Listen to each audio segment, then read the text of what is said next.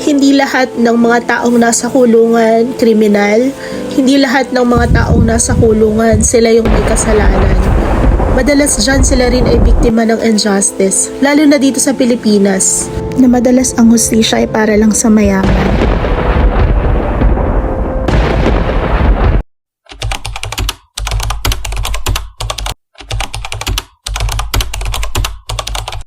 What if your life was taken from you for a crime you didn't commit? Paano kung napagbintangan ka lang, nagdusa sa salang hindi mo naman ginawa? Paano kaya yung mga oras na nawala? May hustisya din kaya para sa kanila? Imagine spending years behind bars, locked away from loved ones, opportunities, and freedom. Hi, I'm Kim, and today I'd like to take you inside the walls of prison, where the stories of the inmates are beyond what you think. Stay with me as we minister to lives marked by brokenness, despair, and injustice, yet full of faith and redemption. Sa likod ng rehas na bakal, hindi lahat ng kwento ay tungkol sa krimen. Meron ding mga inosenteng buhay na sinira ng maling akusasyon. Kasi alam niyo, sa totoo lang, talaga hindi lahat ng mga taong nasa kulungan kriminal, hindi lahat ng mga taong nasa kulungan sila yung may kasalanan. Madalas dyan maraming biktima ng injustice, lalo na dito sa Pilipinas. Alam niyo, nakakalungkot lang. Ito ay personal lang naman na experience ko. Kasi first hand na naranasan talaga namin eh. Alam mo yung pakiramdam na kapag mahirap ka, parang ang hirap-hirap sa yung ma-achieve yung justice. Kasi dumating kami sa point na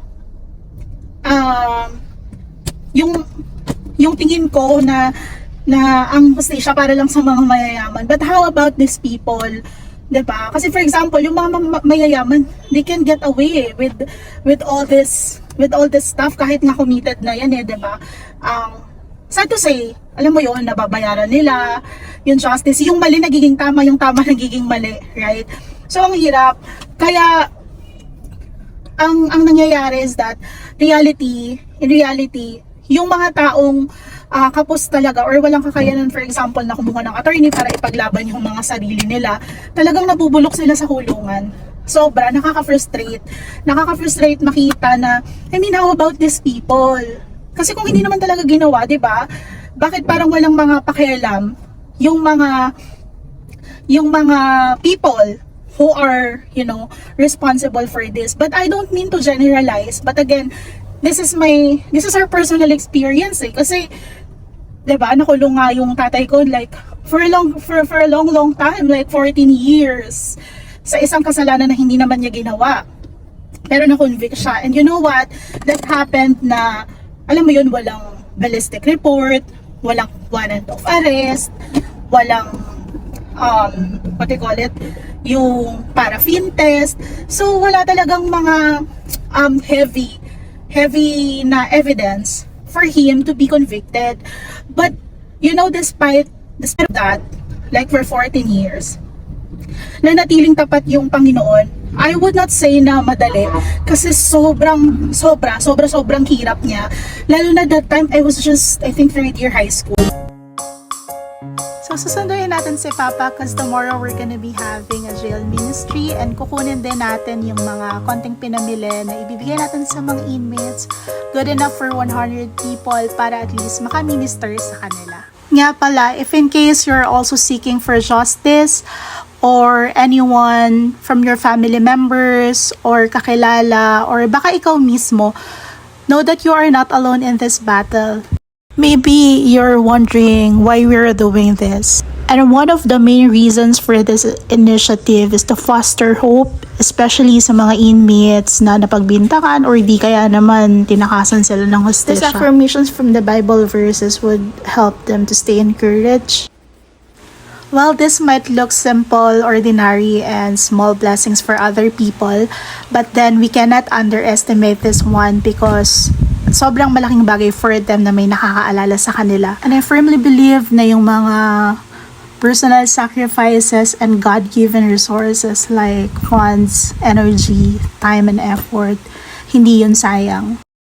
Finally, we're all set. Finally, we're heading to the correctional facility. And remember, guys, you don't need to be super mayaman just for you to extend a little act of kindness, because in your own little ways, you can make a big difference. We passed through NLEX, so okay naman since maaga kami umalis. Hindi rin heavy yung traffic. And we decided to have a quick breakfast sa Petron. Masaya yung puso ko kasi before talagang pinagpipray ko lang na makasama ko yung papa ko sa ministry.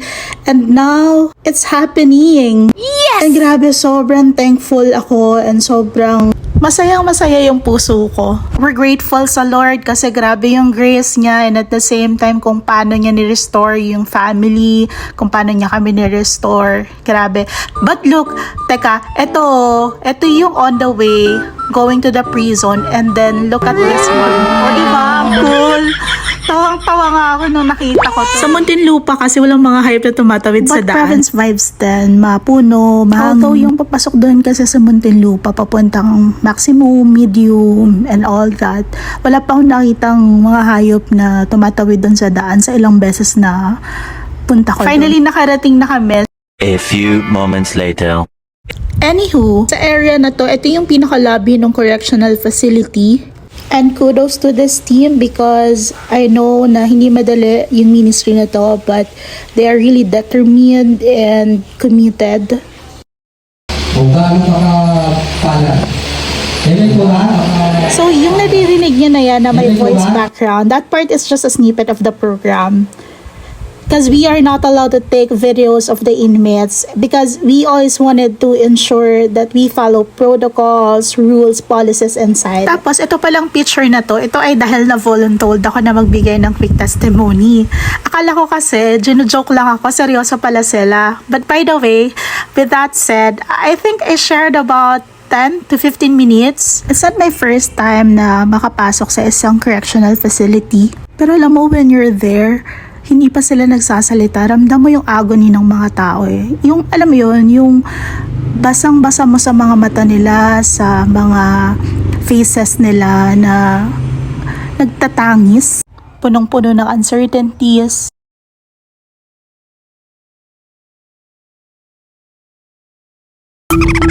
Talagang encourage me. Actually, nung pauwi, inabutan na kami ng ulan sa daan. Though it's tiring, but super worth it. Sobrang meaningful and sobrang fulfilling. Minsan no, may isip mo, ang hirap man, pero ilalagay ka ng Diyos sa kung saang sitwasyon na parang wala kang magagawa, na ang tanging magagawa mo lang ay umasa sa Kanya, manalangin at dumepende sa Kanya. Matalino si Lord, alam niya yung ginagawa niya. Siya yung Diyos na nagre-restore, nagpo-provide, at nagde-defend. I'm just grateful, and we're just grateful sa Lord kasi we know that He orchestrated everything and He is too wise to be mistaken. This video or story may not be relatable for many, but I'm pretty sure that there are hearts right now carrying a heavy load. If you're feeling lost, overwhelmed, shattered, and you're running out of faith, know that there's nothing hard for the Lord and walang mahirap na bagay para sa Kanya. He is not a half-hearted God, and once na pinangako niya, tutuparin niya. Once na sinabi niyang papalayain ka niya. Sa kabila ng mga mabibigat na problema or seem to be dead-end situation, naway ma-experience mo yung peace na nanggagaling sa Panginoon. I'm praying with you and with your family. May timetable si Lord. He knows the right timing better than you do.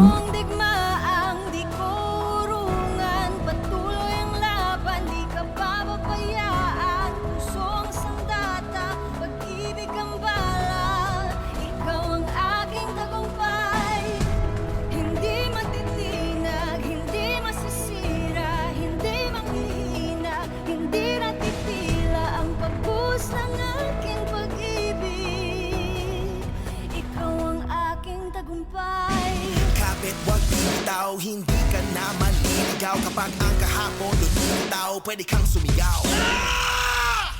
Buntong hininga, handa ka na ba? Tatanda Tandaan ang katapusan ay panibagong simula. Sige lang, yung dating talunan ngayon ay isang kampyon. Saling pusa noon, ngayon ay mabangis na leyon. Nasa unahan na ngayon, dating nasa huli palagi. Nagsimula sa wala, pero ngayon labis mamahal.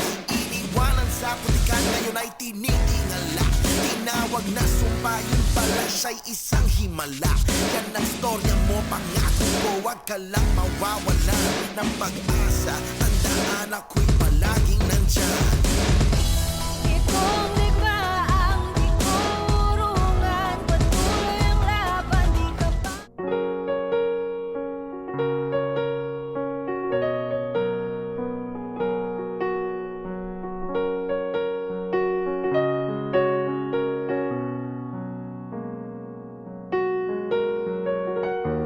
Sa likod ng rehas na bakal, hindi lahat ng kwento ay tungkol sa krimen.